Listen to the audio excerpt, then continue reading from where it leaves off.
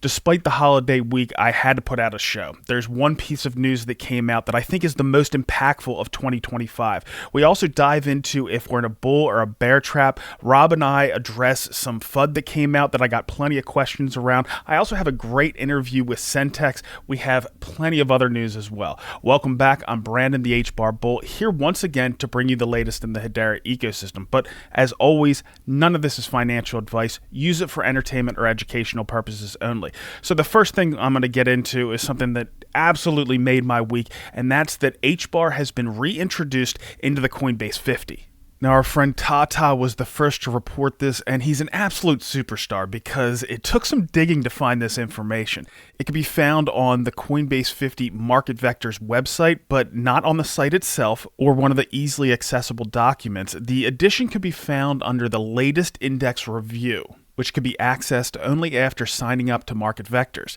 It downloaded as an Excel sheet with the information you see here. I'll feel a little bit better once it starts showing up on the website, but everything seems legit. HBAR has a pretty decent weighting, and like the Condesk 20, Bitcoin is underweight compared to its relative market cap. This is represented by the 0.39 Bitcoin cap factor compared to all the others with a 1.0 market cap factor. This will allow everything not named Bitcoin to outperform a bit as money flows into ETFs that are based off the Coinbase 50. Last week we were discussing how we were pulling for the Coindesk 20 because HBAR was included, but now regardless which index wins the basketed crypto ETF war, HBAR will be included. Another thing that caught my eye this week is the New York Stock Exchange filed their 19B4 for the Rowe Price Coindesk 20 ETF, which again includes HBAR at a pretty decent weighting. Now, a few weeks ago, we covered this S1 filing as well as the one for Wisdom Tree, both of which are based off that Coindesk 20. Now, just to kind of recap, the S1s are filed by the issuers of the ETF, whereas the 19B4s are done by the exchange on which it's going to be listed. And this is what we saw this week. So it seems like everything is moving in the right direction to start to see some of these basketed ETFs hit the market probably early next year. Now, over the past year, Bitcoin and Ethereum have made new all-time highs, and I think that's because of the maturation of the ETFs that they already have in the market. The rest of the altcoins have been falling behind a bit, underperforming, and I think that we're going to see a new dynamic start to take hold, and that's going to be the tokens that are included in these winning basketed ETFs and the ones that aren't. There's going to be a hard demarcation line between the two because I think there's going to be significant capital flows into these markets, and luckily HBAR is going to be one of the ones that's included. And it's not just the fundamentals of those capital flows, having an easy path for that capital into our markets, but it's also going to be the narrative that starts to build around that. These markets have always moved in cycles. Last year, we had a cycle where utility tokens, US tokens, got a really big bid around November of last year when we had the results of the election come out. And luckily, HBAR was included in that, and we got a really good pump. We've seen it around meme coins. We've seen it around gaming tokens. Right now, we're seeing it around privacy tokens, tokens that might fulfill that cypherpunk vision that originally was out there for Bitcoin. And I think we're going to see a new narrative build around, are you in the club of these basketed ETFs or are you not? So these basketed products will have a huge impact in my opinion, but we're also seeing positive dynamics come out of the spot ETF HBR. First, we're continuing to see HBR clock more volume than the other ETF that was launched on the same day with a similar market cap, and that's Litecoin's LTCC. For example, on Wednesday, HBR enjoyed 5 times the volume of LTCC, plus the inflows continued to clock up. HBR, as of the close on Wednesday, held 447 million HBAR, a number that appears to just keep going up. 1% of the total supply at 500 million will be a really big milestone to keep an eye out for. Now, something that's a little bit off topic, but I wanted to fit it in early here, is that Hedera has been nominated by the Be In Crypto 100 Awards alongside Chainlink, VeChain, Aave, Polygon, and Figure as one of the top RWA tokens.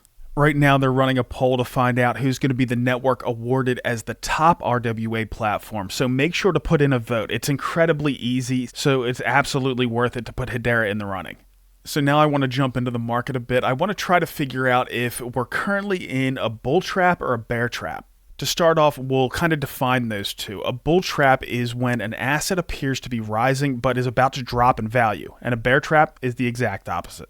Now we'll get into the case that we're in a bull trap and those that want to see HBAR rip are about to get burned. Supporting this is the overall trend, which has been down and is pretty established. There's also the belief in the 4-year cycle. There was the first cycle capping out during the New Year's time frame of 2013 going into 2014, the second in 2017-2018 defined by the ICO boom, the third in 2021, and then finally the one that we're currently in. Now, it's not a huge data set that should be relied on, but people believing that it will happen again has the potential to make it a self-fulfilling prophecy. And that's enough to make it a decent base case, and the time frame would be pointing toward an upcoming downturn in the market. But now I want to touch on why the past couple months could be a bear trap.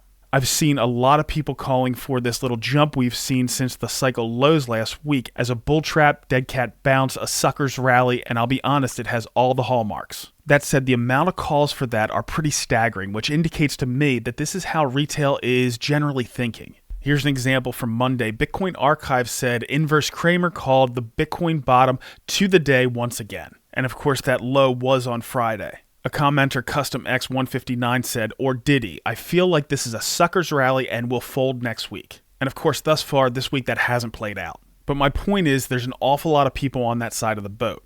Max pain over the next few months may very well be for a sustained rally, and the market loves to induce max pain. Price tends to move in ways that causes the greatest financial discomfort to the largest number of traders at once. Of course, the market doesn't intend to do anything. And I'm not saying that there's some kind of puppet master here, but the combined behavior of traders, liquidity providers, algorithms, and market makers naturally makes it seem like the market wants to see max pain.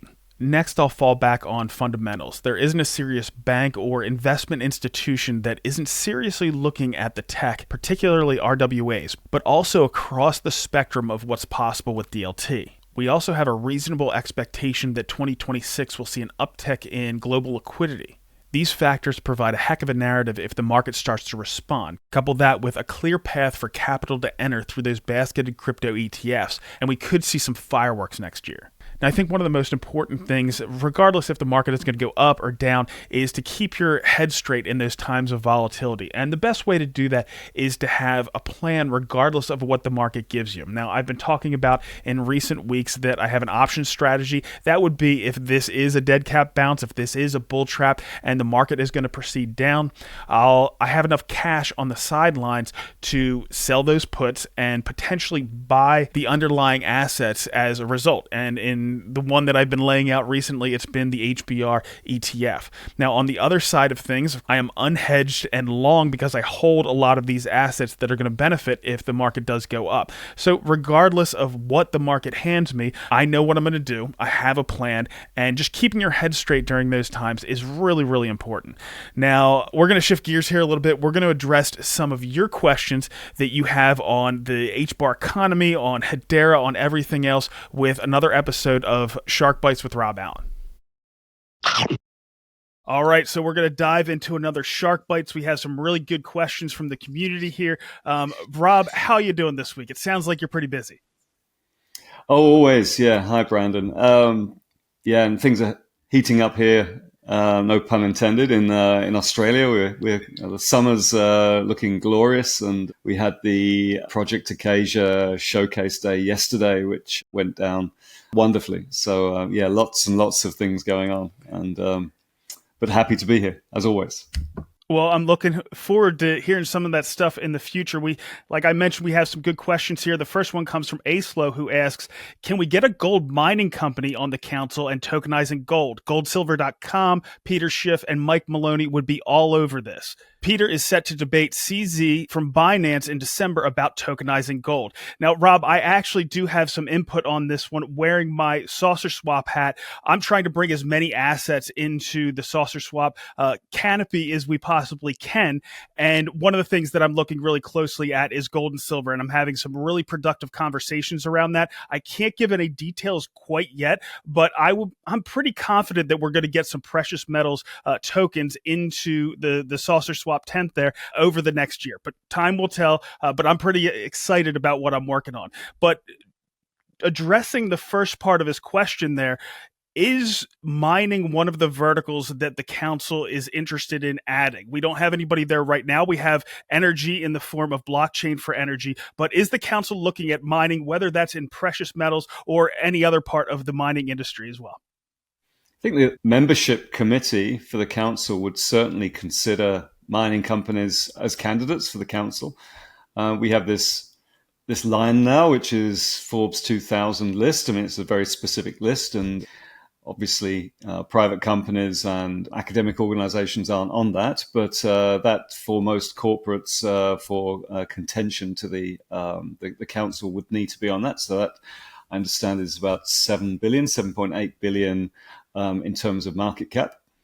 So as long as the criteria are met, then absolutely they'd be considered for to be brought onto the council. And if the criteria are not met, we've now got the strategic partnership program, which is there as an alternate, where being part of that partner organization would be imbued on the relationship without actually having to participate in governance as well. And that's part of the reason for having the strategic partner and the community partner programs being brought in, because we found that there were a lot of council members, prospective council members not making the grade or not quite making the bar. And it gave just another set of options to engage and stay close with those organizations that want to build on Hedera. So I mean, it would be crazy to turn them away. And now the strategic partner program is the place to put them if they don't meet all the criteria for joining the council.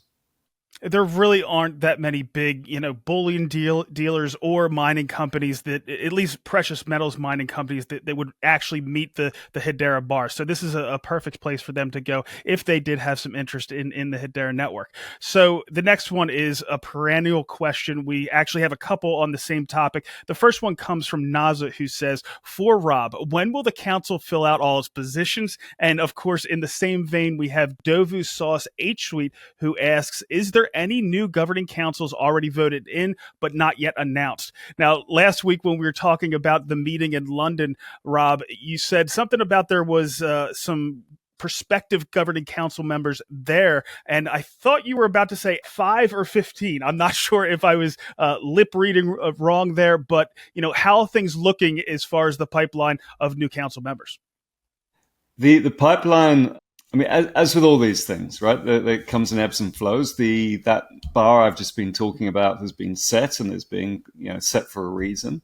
So some of the pipeline that was previously considered to be viable is now being redirected towards the strategic partner program. Yes, there were, I'm not going to say how many, but there were both prospective and yet to be announced council member candidates in London. But as we often say, the timing of the announcements are entirely down to them. And once the council has voted for new council members, then firstly, they can't announce until there are key things that have been set up, like hosting the node and everything else. And then the media announcements are in their own time. So for obvious market integrity reasons, we don't know anything about it. Rob, one thing that kind of surprises me is the focus the community has on filling out the council. I feel like we've already hit that critical mass. We're at 30, 31 council members at this point. It seems like it's plenty to have enough expertise across the different places we want to have it. We have good geographical distribution of the nodes. Being between, we'll say, 28 and 39 council members seems like it would kind of be the sweet spot as to where we need to be. It doesn't seem like we would have to max out at 39 and stay there. It seems like we're kind of where we would need to be regardless, don't you think? Yeah, but it's a bar that we set ourselves, so it's one that we do continuously seek to and strive to achieve. So there's no complacency there at all. The bar is there for a reason. We want these to be Fortune 500, Forbes 2000 or equivalent businesses, so that the benefit of the council itself is not diluted over time. So maintaining that bar is really important. Once we get to 39, then of course we flip into a new mode, which is turnover and rotation and onboarding and offboarding kind of activities. And we're not there yet, but hopefully fairly soon. Certainly the presentation we got from the membership committee chairman, Simon Olsen, gave everyone good heart. I think we've got some good ones coming up, and as long as we get them across the line, then the community will be happy. All right, looking forward to it. So I should have said not Jack says, but I said not Jack asks. Probably should have changed my phrase there. But he says, how does it feel when observers freak out about the council functioning as intended? Members coming and going, and the HCS price increase come to mind as some examples for him. Rob, this is something that I think we see when we have, whether it's governance decisions or there are people there are some of these council members that are leaving or coming on board. It does seem like the community focuses on it, like I was saying before, a fair amount, but it is just the governance taking place as it was designed. Now, we did have some rocky times last year, but it seems like, again, that was the governing council proving that it can govern. But what are your thoughts? Yeah, I don't think the council had rocky times last year. The council has been operating in the way that it was designed to operate in, which is, to govern the network and to govern itself. Since the beginning. Last year, we saw this review and revision of the council under what we called Phase 4 governance, where we looked at the board composition and committee composition and reviewed all of the other kind of operations. And that's led to change, right? And that's healthy, and it's part of a living, growing, evolving governance organization that needs to be in place for many years. We would never have expected that the council, as it was set up in whenever 2019, to be exactly the same for 100 years. I mean, no one would ever expect that. Change is the only constant. From the perspective of resilience and anti-fragility, the council has actually served its purpose perfectly. Yes, we would like it to be full. But yes, actually setting a bar so it's not, not diluted is good. Yes, I would like every council member to be, building many solutions on Hedera, but of course we're not quite there in terms of the regulatory comfort that many jurisdictions need yet. But once they are, we'll be in a far better place. So it is behaving as expected and as designed. And so when you get price increases, that's exactly one of the things that the council within its charter, within its constitution is allowed to do, set pricing for the network.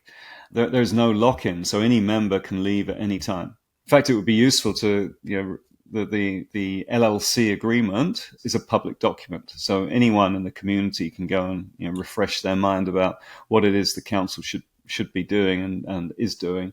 And I can assure you it's doing exactly what every one of those council members has signed up to do. All right, great to hear. So this next one, I'm actually going to take this one as well. Comes from a longtime community member, HBAR Hub, who asks, hey guys, I saw that in the U.S. staking ETF bill, and it actually wasn't a bill, it was just a clarification from the SEC and the IRS. He goes on to say, only permissionless DLTs were suggested to be allowed. Is Hedera aiming to get an exemption? Does Nilmini Rubin have any thoughts?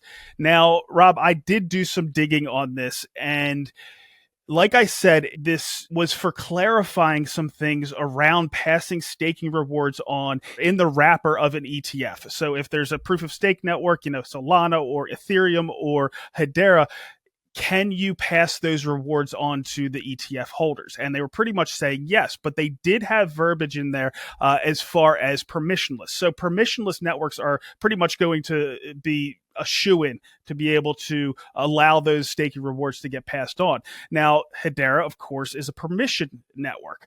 But after digging into this, that clarification was doing just that. It wasn't restrictive. So it's not saying just because you are a permission network, you wouldn't be able to pass that on. Just the SEC is going to have to look at that by a case-by-case basis. And the fact that Hedera was one of the very first altcoins to get an ETF bodes really well that we do have the proper decentralization that we would still be able to pass on those staking rewards. So yes, there would be an extra layer of scrutiny. We wouldn't just be granting grandfathered in like some of the other networks, but I don't think it's going to be an issue going into the future here. Now, Rob, I know this is kind of out of your wheelhouse. It's out of my wheelhouse as well. I just kind of dug into it. But do you have any thoughts around this? Yeah, I've heard nothing other than what you've said. So I think that's where we'll leave it. All right, sounds good. So the last, actually, I do have a couple more questions. I'm not sure if we're going to get to the very last one, but we do have one from Kevo who asks, does Hedera internally have metrics dashboards that retail is not privy to, or do they use the same dashboards as we do? Also, what happened to Hashpoint Metrics dashboard? Now, I can answer that last one. I'm not sure if they're still functioning at this point, but they were getting their data from the mirror node at Hgraph, and Hgraph, of course, does have all their statistics a little bit different to navigate compared to what Hashpoint had, but at least that data is still there for the community to check out there at Hgraph. Rob, how do you guys follow that data? Do you use a lot of the same tools we do, or are there other ways that you can tap into that stuff? Yeah, there are lots of different tools that the different organizations use. So the foundation, for example, uses one called the TIE, which is a subscription service that has kind of deep integrations with the Web3 space, and that's very useful to do kind of comparative assessments, wallet creations and activity, and a variety of other things. And in fact, they present that every month to Usecom, so that information is shared. They also have their internal tooling around projects and grantees, and so do THA and Hashgraph has its own tooling around telemetry and systems monitoring and activity. So there are many tools that are available in the Web3 space that are very specific to the operations and the use and security, of course, of these networks. In terms of retail, I mean, I love the Hgraph team. I'm a big fanboy of what they're doing, and I think that is normally my go-to set of tools. I mean, we used to have Metrica, but that didn't get supported ultimately. And I think there are many others that are being developed. The great thing about this space is that the data is available. So if you invest, like Hgraph have, in mirror node infrastructure and soon block node infrastructure as well, the data is there, and then you build data services on top, which let's hope those proliferate over time as well. Now, we're actually going to split up the Shark Bite segment this week because it's fairly long and I want to get to some other news, but the second segment is not one to miss. I've been getting a lot of questions around this one Reddit post that threw some FUD out around Hedera, and Rob does a masterful job addressing some of those points, so you want to stick around for that. But I do want to get to some of those other news topics first. And to start, I want to take my hat off to Sealcoin. They're doing a great job putting out content on X explaining their AI and transactional Internet of Things vision. Right now, they're working with centralized exchanges on getting listings before their Kite token launch. And at the same time, I'm working on getting some pools on Saucerswap as well. The Kite Transactional Internet of Things HTS token is already minted on Hedera, and it will also be bridged to Solana and Binance Smart Chain. But the utility and functionality allowing object and AI transactions will be exclusively on Hedera. Sealcoin was also named by Fallery as one of the top 100 Internet of Things startups and the only one offering a token. And it was really cool to see Sealcoin in there with the likes of Starlink.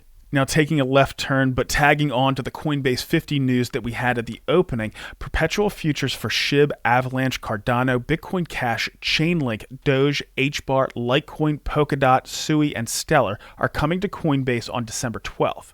This week, we also heard from Zoniqx and Magnus, who officially launched the Magnus Cayman Tokenized Energy Opportunity Fund directly on Hedera, bringing institutional-grade oil and gas finance fully on Graph. For decades, access to producing petroleum assets and energy-backed lending has lived behind private equity walls. This changes that. Magnus is now issuing regulated investment interests as security tokens using Zoniqx's compliance-driven Z protocol and their full lifecycle engine Z360, meaning compliance, eligibility checks, transfer controls, and auditability are all built directly into the token itself. So in short, Magnus brings the energy assets, Zoniqx provides the compliance and lifecycle rails, and Hedera delivers the trust and transactional layer.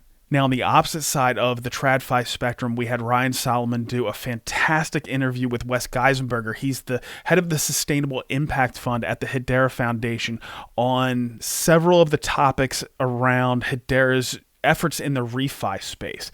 And courtesy of Genfinity, we have a quick clip. I want to ask you, because I think it's kind of in the same vein.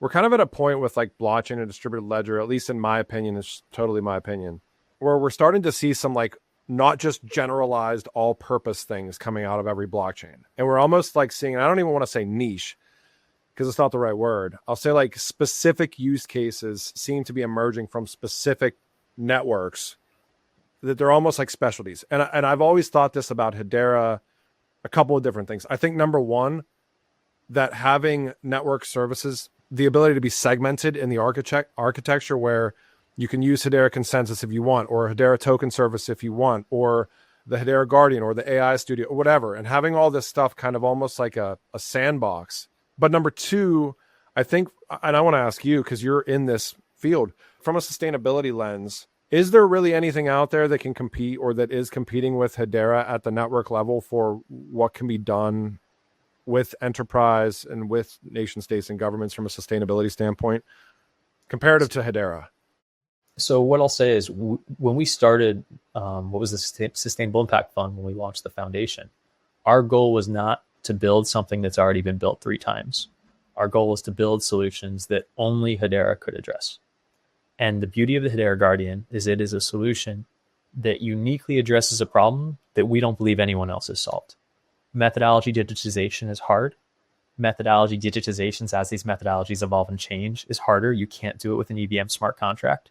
You have to be able to understand the logs and iterations and changes in every single attestation from many different parties, folks who are not necessarily Web3 natives. You have to make it work in a predictable way for the businesses. You have to be able to make it work for the individuals who are participating in a project and oftentimes are becoming new digital users previously that were operating on PDF, and if they're more advanced in Excel sheets. So when we work in the market and we try to address problems that haven't been addressed before, we're going to take time to evolve. But Hedera has become the leader in a market that really needed to get to the bottom of a data integrity problem, a methodology digitization problem, because it can't be tokenization first. It has to be audit trail first, being able to discover information and then get to the unit of balance, which is where our planet's balance sheet comes from. It doesn't matter if you're measuring carbon emissions, looking at carbon credits. They each have their own coordination difficulties, and that extends to biodiversity markets, water rights markets. And those are the types of problems that we've found that Hedera is really, really good at. We don't see a lot of other folks able to even think about competing in this space unless they restructured their entire network to be like Hedera. And that's the beauty of what we do in sustainability, is we've found an area that we think that we aren't just going to be the market leader, we believe we are. And we believe that this market is very unique because it doesn't just help predict Hedera network revenue or predict Hedera fees. That's not the focus. The focus is solving the business outcome. Yeah, it does those things, but it also at the same time helps grow markets so we can access institutional finance because we have better, time to market predictions because we understand what the workflow looks like. We can tie this into capital markets because we understand that both the debt units, they're called carbon forwards, in addition to carbon credits, are redeemable 1-for-1, and we can build a cash flow model based on completing stages and steps of a carbon project. We can tie that back to what the market actually looks like, and we can build an entire market around a segment that is now trust-based rather than marketing-based. It doesn't just have to be, a marketing-driven kind of a conservation fundraising approach. It can actually be much more than that. It can be a data-driven product focused on the data integrity that more aligns with how the business world works today in project finance. We're really excited about that.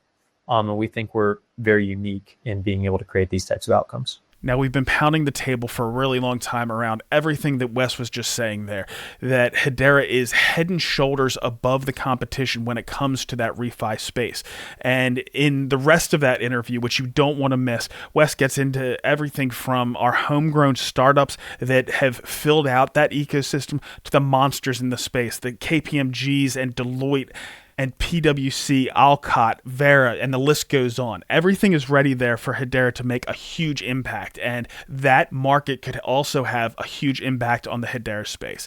Now, moving on, we are going to take a hard left turn here and get into Hedera NFTs. We've been seeing some great developments in that space. There's true innovation, and we have a perfect person to go over the entire thing. So we've seen a lot of success in our NFT space recently, and I have the perfect person on here to talk about it. We have the CEO of SentX, that's the top NFT platform on Hedera, Patricia. Patricia, it's been too long since we've had you on. Welcome back, though. Thank you so much, Brandon. It sure is. I always miss when we don't do those for a long time, so it's great to be here. So to kick this off, Patricia, we had a massive boost from the Hedera NFT mint party just last week.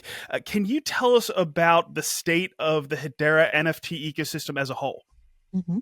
It was amazing to see everyone in the community join for the Hedera Mint Party. As you know, we had people coming from the outside, and that's always so exciting because you know that we need new people in the ecosystem and for people to be happy seeing more people joining. And fortunately, that happened as well. I think we had just the day of the Forever Mint, 122 new wallets joining SentX. And then the days leading to it, the same thing. We also saw new wallets joining, people that never connected for SentX for the first time. So it's great to see that this type of event brings new people to the ecosystem because it's wallets that had never connected to SentX. So yeah, it's pretty so good. the volume was looking really good. We even had Dead Pixels once again breaking into the top 10 NFTs overall, and just the excitement in general, the energy that we were feeling seemed fantastic. What was the volume like and things like that on SentX? So the top that we saw at SentX was 1.7 million HBARs on the 24 hours. That's absolutely incredible because you know that this was a time where crypto was going down and people were a bit upset because of that. But at the same time, when your coins are going down, you are looking for something that excites you. And this mint party was so great because of that, because it elevated everyone's spirits. Besides bringing the volume that it's also needed for the ecosystem, people were happy and doing something fun and being around the communities and people seeing the rare ones being minted, everyone being super happy. So it was amazing to see. We should do this every month. I know it's not possible, but we should do this every month. I think we could probably have it every month. Like you were saying, it was kind of a down week last week, but it was certainly a bright spot. As they say, it's always a bull market someplace. Now, let's get into SentX as a platform. What are you guys doing right now as far as bringing new products to market or, focusing on things that you've already established? How are things going for SentX? Right now, we are mainly focused on everything that we have in place so that we can have all the features that are working really 100% as they should.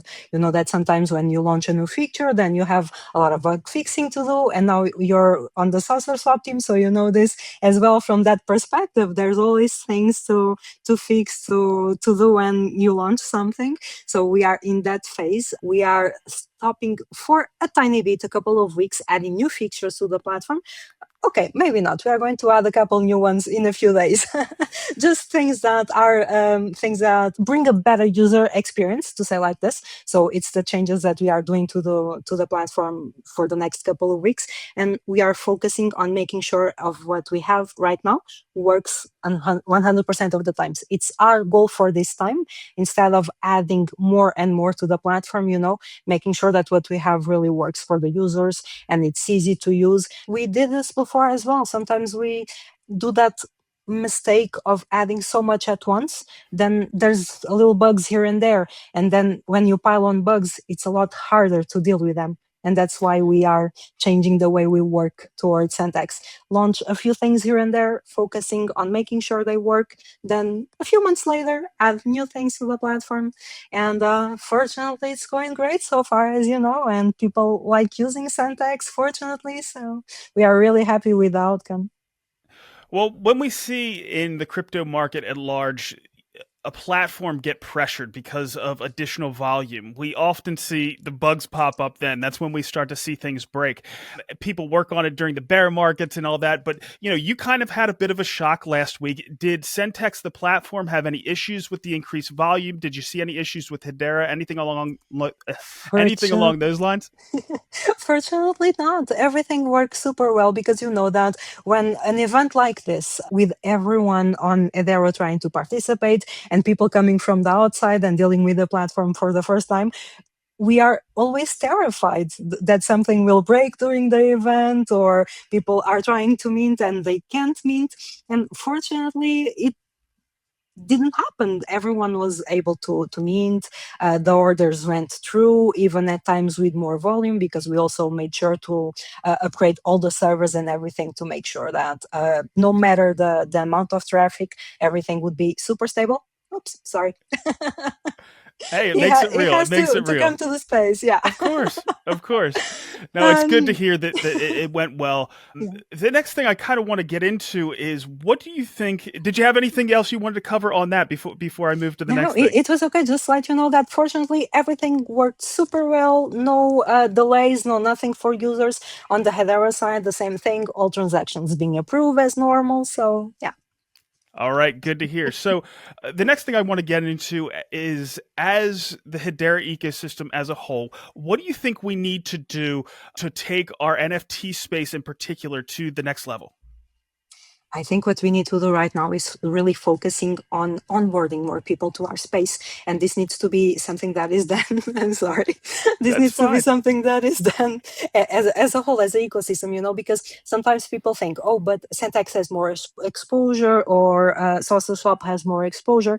But the exposure that each account has is little compared to an entire community. So if the entire community rallies behind this and start talking about NFTs, about the projects that they love, it doesn't have to always be the same project. It doesn't have to always be the top 10 in terms of volume, for example. But if we have people focusing on NFTs on our ecosystem, it's going to be a lot easier to bridge that gap and reach the outside communities in other crypto ecosystems. And we are doing an amazing work at this point already, participating in cross-chain spaces, making sure that other users know about HBAR, that we have a really valid NFT scene over here, and that we have volume, we have liquidity. This is not a dead network in terms of NFTs. So this is really important. We have that Pixels Ghost Club, but it's not a dead network in terms of NFTs. Well, the big thing that has caused, Hedera NFTs to kind of take the spotlight is a brand new innovation, and I've talked about it a fair amount. We talked about it with Manu, and that's the Forever Mint that was introduced by the Dead Pixels Ghost Club. What do you think about that innovation, and are there any other innovations on the horizon that you're focusing on? Right now, top of my mind, a couple of things, but I don't know if the projects already came to public with those or not, so I cannot disclose those.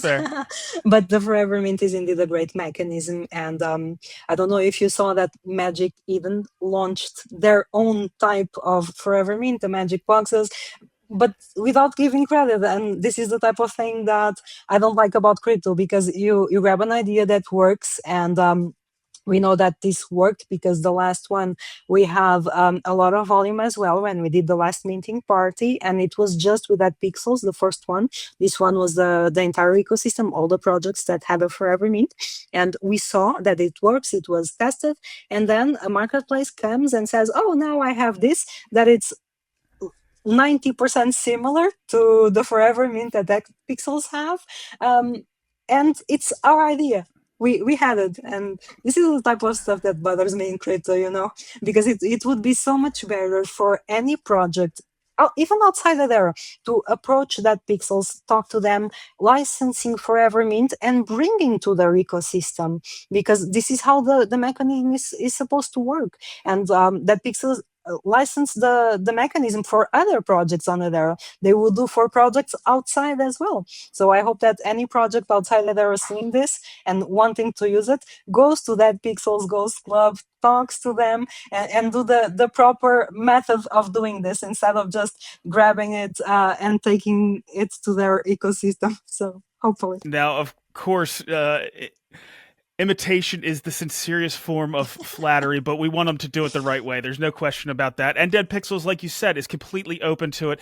They just want you to have a little conversation with them, and you should be all set. The next thing that I do think is going to be really fun to watch is around the gaming NFTs. You know, Earthlings and Legends of the Past. And now that Earthlings is going to be launching pretty soon their main city, their main gaming metaverse, I think people are going to get a lot more excited about those NFTs. Is there any of those utility NFTs that you have an eye on? Oh, the ones that you mentioned, for sure, all the gaming NFTs, because I think that it's going to be great and big here on Hedera because it makes so much sense. The low fees and everything that comes with it, speed, cheap transaction fees, everything is so perfect for gaming NFTs because you can create those for very cheap for the projects that are creating their in-game items, and then people can transact very cheap as well. So I'm super excited for those. I'm super excited for Earthlings, for Legends of the Past. I'm so sorry that I cannot participate in the gameplay when Legends of the Past had the gameplay live. You did participate? You had a chance to do it? I try to participate in as many of those kind of things as I possibly can. The next thing that I'm trying to focus on is the OGs in the Hedera space, the people that have been following Earthlings from the very beginning. We're trying to put together a stream when we just kind of do a tour of the city when that first opens up. So I'm looking forward to that one. But Patty, I appreciate you coming on here today. Is there anything else you'd like to touch on before we let you go? I think we touched the most important things in terms of NFTs. Right now, what I really want to see is the community rallying behind their NFTs, making sure that we have the world out there, that we have great projects. It's not a couple of great projects. We have several great projects on Hedera. This is a great chain to launch your project, a great chain to build your project, and a great chain to come and transact NFTs on. So hopefully, let's get the word out there. It's pretty simple. All you have to do is go to Hashpack, get that application. You can throw some HBAR on there if you have a centralized exchange, and then go to SentX.io, and you can take a look at all of the NFT offerings we have out there. But congratulations again, Patty, on all the success you've had to this point. I'm looking forward to having you back real soon, but thanks for coming on today. Thank you so much. It's always amazing to be with you, Brandon. Now, sticking with NFTs, I was watching the Wolf of All Streets himself, Scott Melker, and one of his guests was highlighting an issue in the RWA space, which he didn't think had a solution, but he wanted to hear if there were any solutions out there. And luckily, we do have a solution that's been built right here in the Hedera space. If I do a real world asset token against a piece of merchandise, a purse, how do I authenticate that one of the people in the chain of custody didn't take the real one and sell it and buy 50 fake ones and applied one of those tokens to the 50 fake ones? There's just a ton of problems that have to be solved before real world assets become like mainstream, in my opinion. Somebody may have already solved all those problems, but I'd love to know how.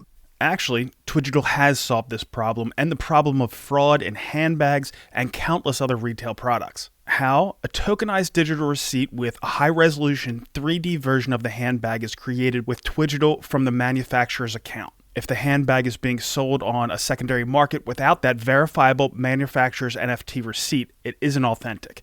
The leather grain, dings and nicks in the buckles, and even the stitching is like a fingerprint. If a scammer attempts to change out the handbag with a knockoff, that will be obvious to the buyer. Fraud can virtually be eliminated from these markets. Get Twigital in the App Store and try it out today. Now let's jump into some Hedera DeFi.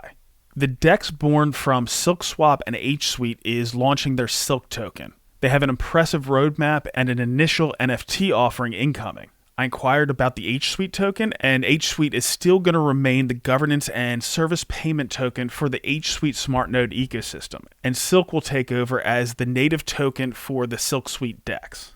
Sticking with DEXs, Saucerswap's Sauce is now available to trade on OKX, the fourth largest exchange in the world, via Base. I've also continued to like what I'm seeing from the Sauce buybacks, with about $17,000 worth of Sauce bought back over the past week and injected into the XSauce single-sided staking contract. And now let's jump back into Shark Bites. Rob, I don't want to tease it if we're not going to get into it. We had one other thing that we were going to touch on. We could either go in that direction, or if you have anything else that you'd like to cover, I'll certainly give you the floor. Well, let's go in your direction. That's fine. I can read. I did get one other question. We didn't know if we wanted to feed the trolls here, but Captain Brando asks, what's your thoughts on this Reddit post? And it's the Reddit post that is the potential troll here. And I'm just going to go through what he said here at the top. It says, all right, HBARbarians, let's talk about what actually shipped versus what was just hopium. And he goes on to say, been in HBAR since 2021 and finally did the homework nobody wants to do. Went through every major partnership and project announcement from the last 3 years. I don't know if that's exactly true, but he says, spoiler, it's not pretty. And I just thought it would be a good idea to run through some of these things. I think he had some either misconceptions that might have been on purpose, but he also focuses on some things where we haven't seen some success, where we've had a lot of success in some other areas. But Rob, I know you have it in front of you right now. Do you want to tackle any of the things that we see on here? Yeah, I mean, let's take it from the top. Sure. I don't like to feed the trolls, but there's plenty of stuff here that it would be. In fact, I see from the Reddit post that many other people have already done my job for me. But Sure. we can tackle a few of these things. All right, so starting off, and the first two, I think it goes back to something that you say a fair amount, and that a lot of the things that get tried here act a lot like startups within these enterprises. So it's not like it's the enterprise failing or succeeding. It's just they're going to put a lot of different feelers out there and see what works and what doesn't. And as we know, tech startups, about 90% of them fail. I think we're seeing a lot better than that actually in the Hedera ecosystem. But just to go through these first couple ones, one was Avery Dennison and Atma.io, which didn't exactly find a product market fit, but it did prove out Hedera's ability to scale with a real world use case to the tune of thousands of transactions per second in, like I said, a real world environment. And I think that in itself was a pretty big win. And then we had LG Art Lab, and I still can see LG Art Lab on my television set, where they wanted to bring NFTs right into your living room. And again, that was one that didn't exactly work out. But with those first two, Avery Dennison and Atma.io and LG Art Lab, did you have any thoughts? Yeah, so completely wrong. Avery Dennison and Atma and the Atma product cloud, yes, they didn't find product market fit. And yes, it was considered to be a very grand proof of concept. But that proof of concept actually worked particularly well. It did demonstrate the scaling of the network, which was incomparable then as now. It is not dead. The Avery Dennison team are actually well engaged. Their council rep is part of the membership committee. They have a lot of engagement. They're constantly, they're kind of engaged with the foundation as well to try to find this pivot point that will take Atma into a place where product market fit is found. So that's part of the normal startup kind of iteration. It says here on the Reddit, Avery Dennison still collect their council rewards. No council member gets rewards. There are no rewards for being on the council. There are subsidies for running nodes. There are, expenses paid when you're out of pocket, but actually the council members are there because they believe in the network and they believe in the governance of the network. They actually, most very active council members go out of their way to do this. So it's not as articulated here in this post. There was no exit liquidity. They continue to find that good enterprise solution fit that Hedera is there for. And I'm going to be working with Avery Dennison to help find that as well as part of Heat. LG, same. They always travel to the council member meetings. They're very engaged with, in particular, Alice Kim from the foundation in South Korea. They have run number of projects over the years, and they have done things which, has not been announced or made public for their own commercial reasons. So that is not a case either. It says here, Have you heard a single word since the announcement? Anyone? Why does this poster think that LG needs to make an announcement for these commercial things? So it's not, that is not true either. Rob, I actually have a follow-up from when you were in London. We had some breadcrumbs. We don't know if there was some real things, but we saw some spikes in network utilization, and it looked like it might have been coming from something that LG was working on. Is that the case? Did you find out in that council member meeting if they are working on something? Yeah, I asked, but they were inscrutable.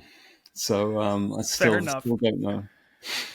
All right, that's fine. So we can, unless you have something else, we can move on to the next one. Yeah, keep going. The Hyundai Kia carbon monitoring, and that actually was born out of what App.io was doing because it's similar. And it pretty much says here that the pilot is finished and it's no longer going forward. I don't think that's the case. Last I talked to the team, it is functioning and it's doing just fine. It doesn't mean it's a super high volume use case like what we saw with App.io, but I think it's functioning just fine, correct? Yep. That's okay. The poster is not correct. It is. It's actually a very good use case. Fair enough. So the SCB TechX stablecoin, the poster says June 2023, Thai banking giant stablecoin remittances on Hedera. Proof of concept completed. We tried it once in a conference room and never opened the laptop again. That's not what a proof of concept's for, but I think they did a pretty darn good job. I'm not sure if there's been any follow-up since then, but considering you're in the payments world, you might have some insights here. The SCB TechX stablecoin proof of concept was actually Shinhan Bank, Standard Bank, SCB, who are the Siam Bank technical team, and Cathay Bank. So 4 major banks across 4 major countries, building on the stablecoin studio, which generated smart contracts that were open source that have since been used for other projects, including the Australian Payments Plus project in Project Acacia.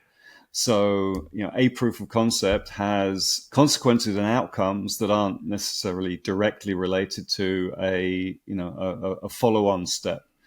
And I can't thank them enough for that proof of concept. This is another one that Alice Kim, by the way, was involved in. Shinhan Bank and that group are now actively engaged in the follow-up, the next phase of that discovery too. So there was a lot that came out of that particular proof of concept. And Rob, this dovetails really well into the next one. He brings up Fresh Supply Company, which now goes by the financial services company, migrating to Hedera. And then he goes on to say the status, migrated into the shadow realm, apparently. That's not true at all. That's not the case. They did migrate what they were doing under Fresh Supply Co. From MasterCard Providence over to Hedera.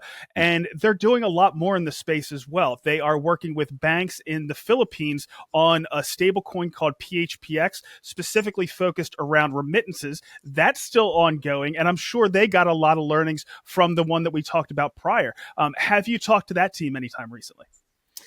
FSCO are a very, very active participant in the Hedera community. They, as you say, they did the provenance migration onto what I seem to remember was called continuity, so that existing users of MasterCard's provenance would have somewhere to go after it was sunset. I have no intel on how well that went, but I know for sure that FSCO, that was the primary user of provenance, continues to use that stack on Hedera, on continuity. And yes, their full immersion in Hedera through that experience and the other opportunities that have been brought their way, including this Filipino stablecoin project with some very major banks, is one of the consequences of doing that. So yes, I think we will see very soon, though, the launch of the PHPX and everything around it, which is likely to be a very exciting time for stablecoins on Hedera. All right. So the next one we have is Reality Plus NFTs. January 2024, 1.4 million NFTs incoming. Status tumbleweed.gif. So, Rob, first of all, Reality Plus is a gaming studio that pretty much creates games for other companies that are out there. And they did road code for cycling. They did Own the Zone for FIFA. Most recently, they worked with the BBC, and that's, I think, what this announcement was around. And it was for a Doctor Who Worlds Apart game, which was amazing looking. And not just that, but on Google, there was only information as far as how many were downloaded on Google. It was downloaded 50,000 times. I remember looking at Metrica, and always in the top 10 NFTs were those Doctor Who Worlds Apart NFTs. So it was being used. And then it also was available on iOS, but I don't have the download information on that. But I do have the information here from Epic Games, and it has an overall rating of 4.2. It's still active. You can still download it, no problem. And you can see they have a video playing of what's up there. It says, this is a blockchain NFT game. This game supports or includes the use of blockchain, NFT technology, or cryptocurrency. All transactions and related activity payments for in-game purchases, refunds, and customer support are handled by the publisher of this product. So again, their website is up and running. I'm not sure what the next project they're working on, but overall, Rob, I'd say a few of those are pretty much just successes. They aren't failures at all. We've had a few things that have rolled off because of not having product market fit. But the other thing that he's leaving out is that we have a lot of the marquee use cases within Hedera that haven't quite come to market. We've had a lot of successes besides that. We have Earthlings that's going to be coming to market, but they've already put out some mini games. They've done a really innovative thing with the way they've had NFTs. Our NFT space in general is doing pretty well. We have innovations like the Forever Mint, which puts our NFTs in the top 10 overall traded, which is really impressive considering the size of the Hedera ecosystem. And then some of those, I think, marquee use cases again. So we have the Equity Lab use case that, of course, is going to be working on data provenance with some huge names, including NVIDIA, Intel, and Dell. We have, I'm really excited about... And Accenture. Don't forget yes, Accenture. Of course, right? Accenture. They've got one of the world's biggest companies to take it to market with them. It's incredible. And it just hasn't quite come to market yet, but it takes a long time to bring some of these things to market. We have the transactional Internet of Things. We already have satellites that are in orbit with Sealcoin and their Quakecoin, which is going to be pretty much facilitating for tens of millions and then hundreds of millions, then billions of objects.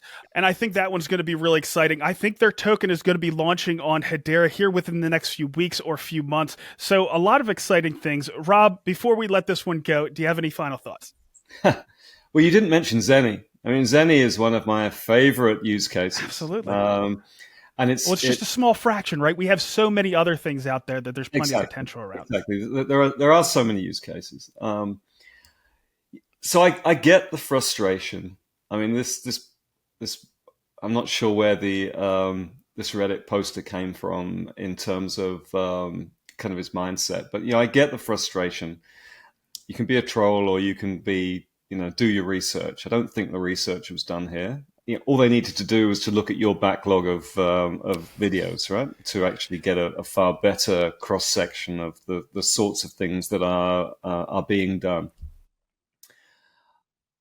I am aware of over 50 council projects over the years, right? And many of those are proofs of concept. Many of those are still kind of exploratory, but over 50 projects. We are gravitating towards specializations, I say we as the Hedera kind of enterprise space, around stablecoins and digital forms of money, such as what we've just demonstrated within Project Acacia here in Australia, but also we talked about PHPX and we've got Drop and just many other examples around that. So that's core capability that is actually, should be resident on Hedera and should excel on Hedera. We've got the emerging space of the real-world asset tokens, and through Red Swan and many others that are looking to use the asset tokenization studio. We've just launched the ERC 3643 on the Token Studio, which is the gold standard level of smart contract structure for regulated industries and real-world asset tokens. So we're supremely well placed for that. Guardian has been going, and the sustainability ecosystem has been going now for years. And as we keep on saying, and validated through the likes of PwC and Deloitte, who are now go-to-market partners for our sustainability ecosystem. That our presence at COP, Wes, had gave me a great update yesterday on what was going on there. Olcott, Vera, the list goes on, right? These are top draw names of participants in these ecosystems. Just because they're not known by certain communities outside of them doesn't mean that they're not significant, and they are really significant. And then AI, and you mentioned Equity Labs, and we spent a lot of time in London discussing that with Accenture and Jonathan Dotan, and the follow-ups from council members that want to know more or not want to know how they can implement or integrate these solutions into their own operations is immense. So having those 4 core capabilities around which all of these other things are emerging, and of course that's not to do with gaming, and of course that's not necessarily to do with the travel industry or consumer engagement, but that will come along as well, and is coming along, and is self-developing organically. We need to, from an enterprise perspective, focus on the things that we want to invest in, and we can't spread super thin, but we do have this superpower in the council in that we can get together and we can discuss what the needs of the council are, and then where there are overlaps or multiple council members needing the same thing, we've got really unique insight that no other chain has. There's a big scattergun approach, or you might see Ripple doing something over here or Solana doing something over there. They've got huge business development teams, because they've got very deep war chests. But even that, they are struggling to get the traction that you need to really get the things moving at scale, right? This is exploitation scale. It's everywhere else we're just doing pilots, but to really get move the needle, to really see the TPS, you need exploitation scale at an enterprise level, and we're not there yet. No one in the space is there yet, but we're very close. And stablecoins for me are the key enabler for all of these things. Once you've got forms of digital money in people's hands, they're going to want to use it. And they're going to want to make payments with it. They're going to want to do commerce with it. They're going to want to trade with it. And that's in the traditional space, which means that the traditional industries need to wake up and know how to adopt. How does a business receive stablecoin in payment for a goods or service? What does it need to change internally to be able to do that? Those are things that they are just waking up to now, and they're only just waking up to it because they have to, because you don't do things in business that you don't have to. So that's not efficient. But once this monster has been woken, this need is there, this urgency is there, which it is becoming very apparent to them right now that they need to do something about it. That's when everything changes, because that's when you get the usability and the real world adoption and the consumer use of these new technologies. So I don't, everything that has preceded, has gone before, is in preparation for this massive wave that's coming over the Web3 space, and Hedera is very well placed to ride that wave. Well, Rob, I, for one, I'm thankful that we covered that one. I think that was a really good one. You gave us some really good nuggets there. And I agree. I think that things are set up on the regulatory front. I think that Hedera has planted the right seeds with the right teams, put the right infrastructure in place to be able to ride that wave you're talking about. But as always, thank you for coming on here today, and we'll see you next week. My pleasure. See you next week. And finally, we'll take one more look at the crypto and HBAR markets before we put this one to bed. Bitcoin is down 0.5% over the past 24 hours, but up over 7% over the past week to about $91,000. HBAR is flat on the day, but up 10% over the past week to 14.6 cents. We had a good bounce off that area of strong support at 12 cents, and if I'm being honest, I'm having a tough time getting a bead on where the market's going here over the short term, but as I mentioned, I have a plan for either direction. Looking forward to next week. I have a few interviews I'm going to try to knock out. One of them is with Ty from Hashgraph. I also have a new enterprise that I want to try to get on, and I have a few other pokers in the fire as well. On Monday at 3 p.m. Eastern, we're going to be doing DeFi Corner live with the Meme Job crew, and then on Thursday, I'm going to be hopping on with Kabila again. I missed their space this past week, but we're going to get back into it going into next week. I don't think we're going to have a Shark Bites. We might, but we'll take a look and see if we can get that one knocked out. But that's all we have for this week. We'll see you next time.